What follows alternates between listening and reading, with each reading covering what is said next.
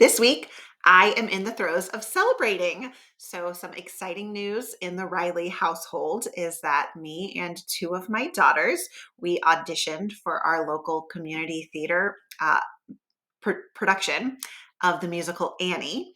And all three of us got in, which is so fun. None of us have very big roles. One of my daughters is in the orphan chorus, and then one of my other daughters and I are in the adult chorus. I play one of the servants in the Warbucks mansion, which will be fun. And it's actually, we really enjoy the opportunity to just be in the chorus and have these little small roles. We get all the fun of being in a musical without all of the pressure and stress of having a ton of lines and a ton of stuff going on. It's my first time to be in a play with any of my kids, and I'm really looking forward to it.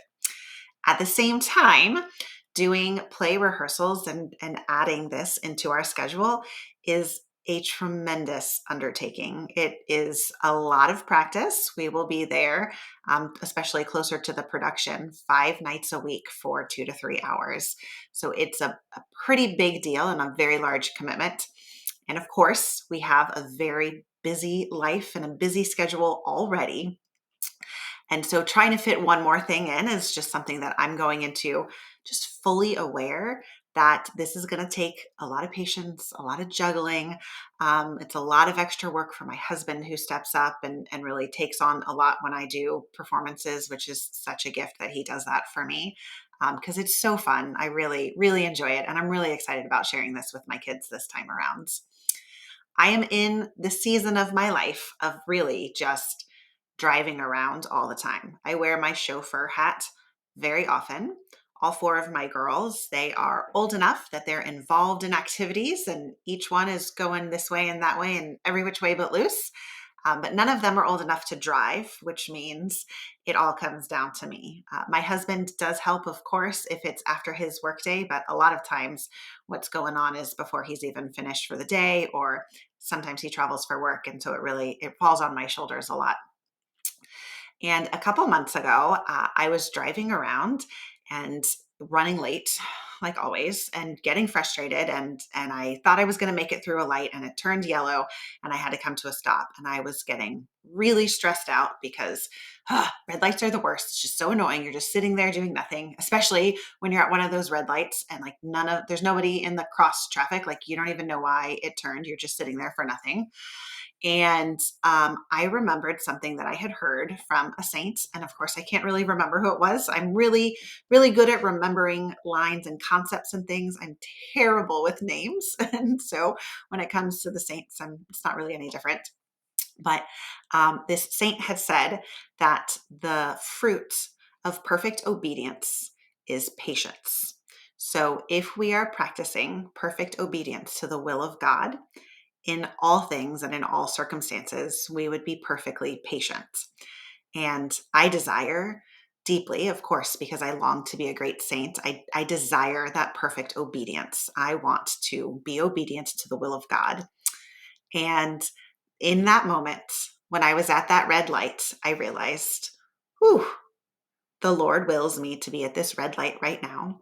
And if I am to practice perfect obedience to Him, then I am to be patient in this. And so I took a breath. I asked the Lord for the grace of patience.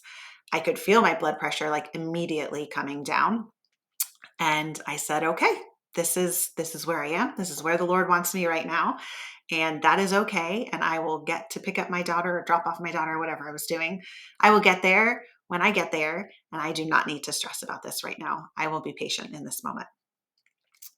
And something really cool has happened over the course of the last couple of months.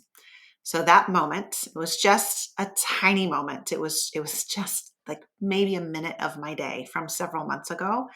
It really transformed the way now that I think about red lights.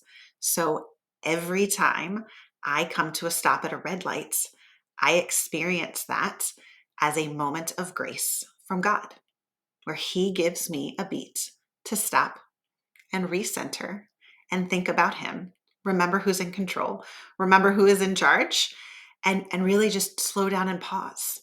And I have come to love red lights. It's the most ridiculously awesome thing ever. But I was driving around yesterday. I had three girls who all had to be picked up at 4 o'clock. So, of course, before my husband's out of work, at the exact same time in three different locations. And of course, I am one human. And so I cannot be in three places at once. And so I charted my course and picked up in the most logical routes and thought that I was going to, maybe pick one up a little bit early. Of course, she was not out any earlier than I had hoped. And I got two of them and I'm on my way to pick up the third one. And I am not exaggerating.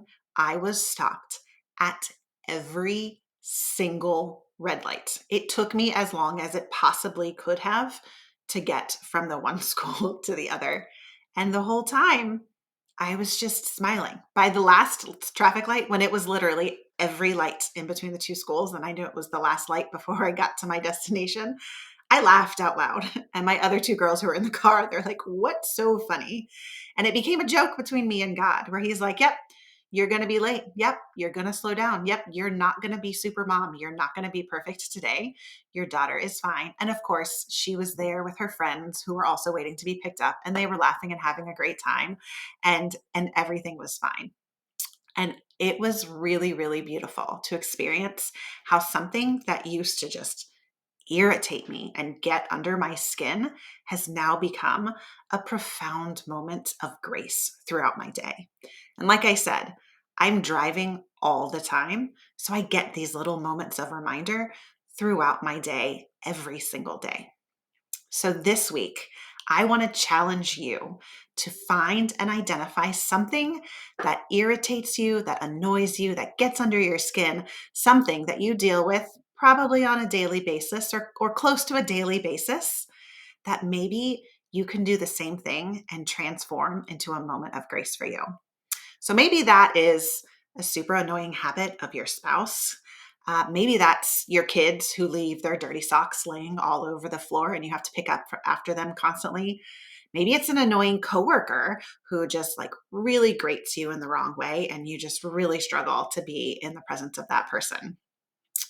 So instead of getting annoyed when these things happen, and instead of just like gritting your teeth and grinning and bearing it and trying to just get through or press through, now, when that thing happens, I want you to pause and remember who is in control, who is in charge of everything, and who is in your present moment with you. Remember last week, we talked about how God is always with us in the present moment. He is the great I am. And so, even in these moments of super annoyance, the Lord is there with you. And so ask the Lord for the patience to get through that moment. Ask the Lord for a beat. Ask the Lord to remind you that your patience is showing him perfect obedience to his will. Accept that for whatever reason, he wants you picking up all this dirty laundry or dealing with your husband who bites his nails or sitting in meetings with your least favorite person at work. He wants you there as a way for you to grow into virtue and as a way for you to always remember that God is there with you. And when we do this, these simple annoyances become these beautiful fountains of grace. It's awesome. That's all I have for you this week. I'm Maria Riley, just a sinner in the throes of trying to be a saint.